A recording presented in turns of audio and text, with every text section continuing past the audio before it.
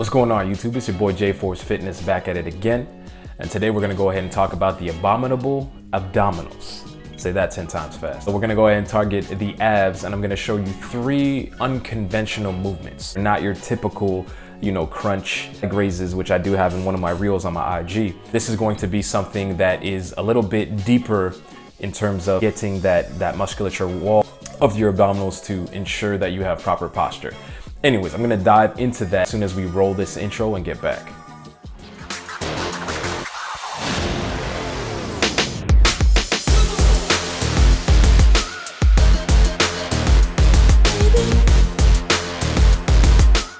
What's going on, people? Back at it again.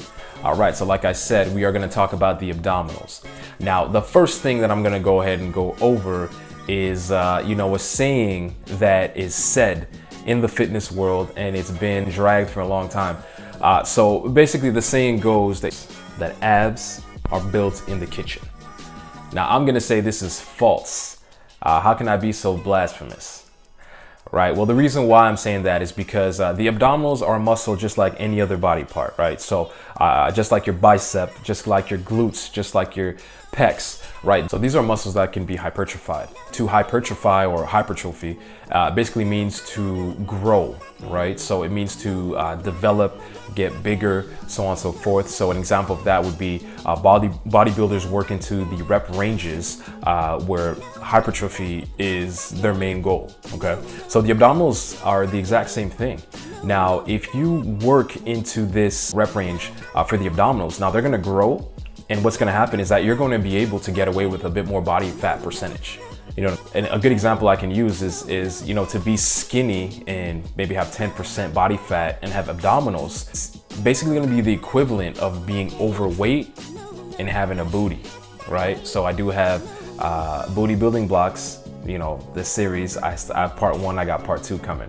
Anyways, all that to say is that those two, it's kind of the equivalent of the two. That's why I am, I guess you can say, ever so blasphemous, kind of tearing down this this saying that we do have in the fitness industry. Because I think, no, you cannot outrun a diet. That is absolutely true. You can't get away with eating junk food and neglecting, having good nutrients, feeding to the body, and expect to have an aesthetic physique, right? That's kind of you spinning your wheels. But at the same time, in order for your abdominals to pop out, you do have to put the work into the gym, and then that is accompanied by what you do in the kitchen, right?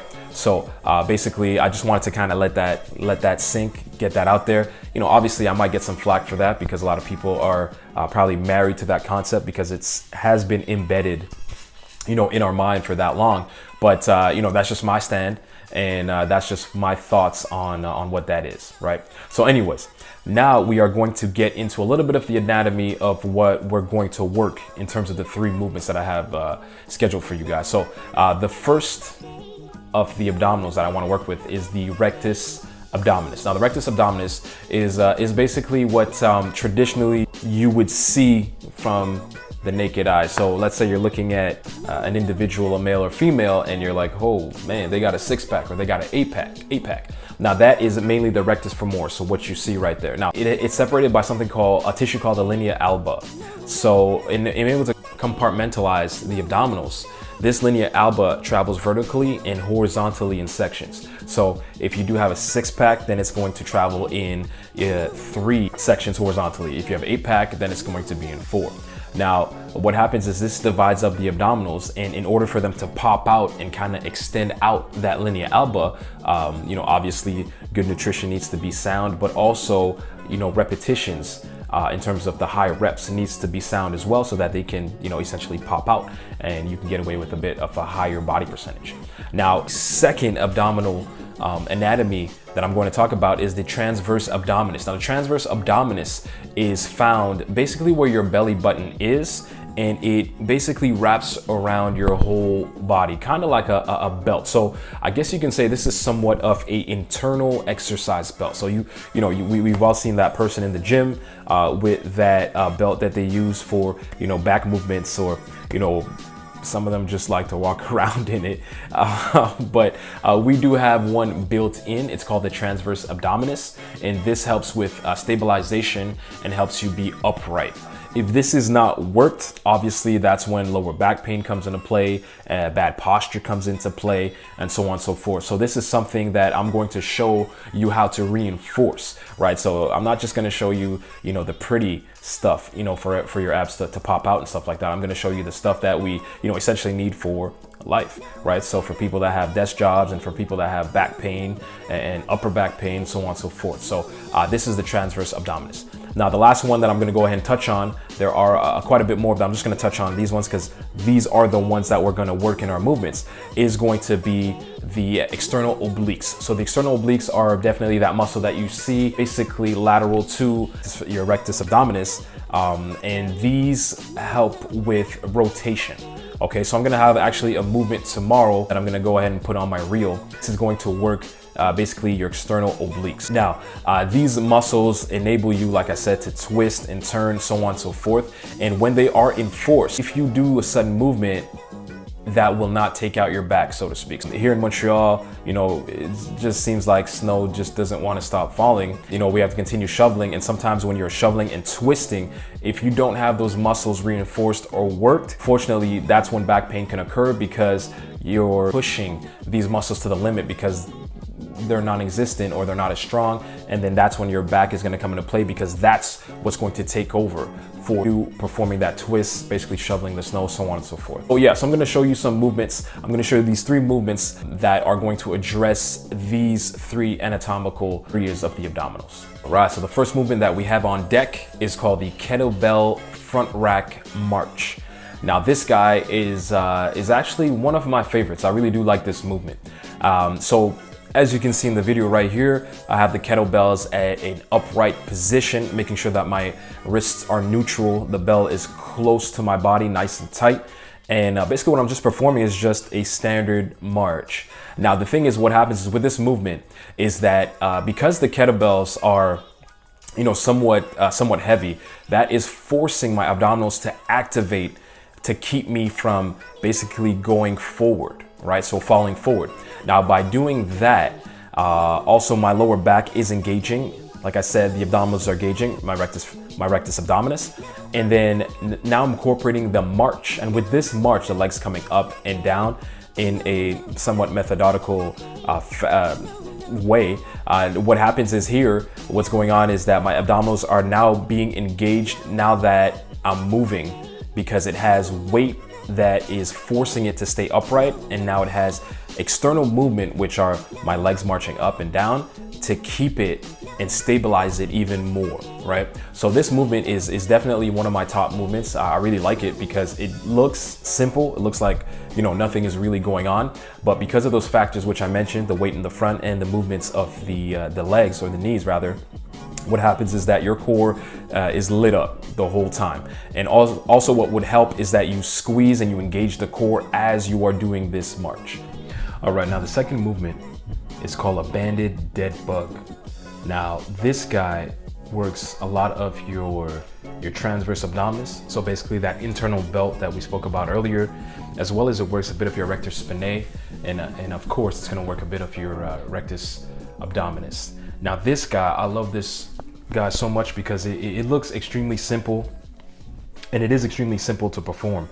But one thing that you have to remember is that when you're performing this guy, everything has to be nice and stable and tight. So it's almost like you have to have something called a active engagement with the abdominals as you're performing the movement. So everything is tight.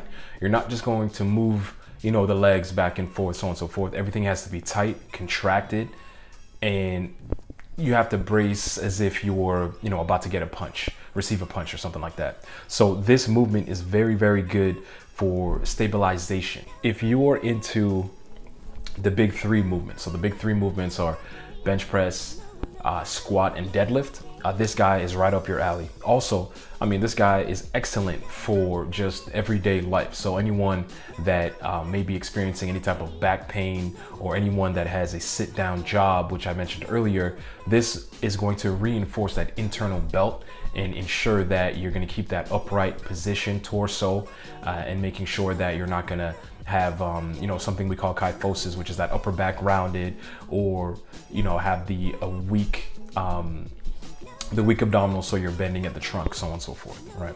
So the last and final movement, and I'll show you guys here, is going to be the overhead kettlebell rack position. Okay, so what this is, you basically have your kettlebell overhead and you walk. So the good thing about this movement is that it helps and it works your shoulder as well. So what you have to do is you have to maintain your shoulder and keep it down into the capsule. So you don't just want it to be raised up just willy-nilly. So it has to be down and compacted in. So one cue that I like to use with a lot of my clients is act as if your shoulder blades are in your back pocket. So bring it down and back, and then as you're walking, everything is nice and stiff. So as you're walking, again, you're going to practice the same principles as the dead bug. You're going to make sure that your abdominals are contracted as you're walking. So what you don't want to do is you don't want to run, you don't want to jog. You want to make sure that you're walking, the chest is high, shoulder blades back, and like I said the cue before, shoulder blades in your back pocket. And as you're walking steadily, in control, and you're going down and up your pathway, and then you're going to go ahead and switch arms and do the exact same thing. Now, these movements, they're not, like I said, they're unconventional, and they're not the aesthetically pretty, you know, crunches, captain's chair, hanging leg raises, so on and so forth. These guys are the movements that's going to reinforce your core internally, so that you go ahead and execute certain movements which you couldn't if you didn't have a strong core. So i.e. shoveling, walking, missing a step, maybe missing the curve, and not, you know, getting injured or having that affect you long term by creating some type of imbalance. So these movements are very, very important in my opinion, you know, especially when it comes to reinforcing, like I said, that internal core, that internal belt. And I would suggest that you guys use this maybe once or twice a week. You can go ahead and do exercises, which you do, which could be ab wheel rollout, leg raises, which I have on one of my reels on Instagram, you know, crunches within reason as well. So I will have another video showing and displaying crunches, not to be pulling on your thoracic spine, so forth, but that's gonna be in another video. That basically concludes, guys, the abominable abdominals. I hope you guys found value to this video, and I hope you guys were able to, you know, dissect and digest, present it to you guys. So like I said, I'm gonna have a prettier, I guess if you can say, abdominal video, which is gonna be all about the crunches and, you know, stuff like that you guys are probably used to. Listen, man, I hope you guys have a good rest of your day. As always, fitness is not a hobby, it's a lifestyle. Work hard.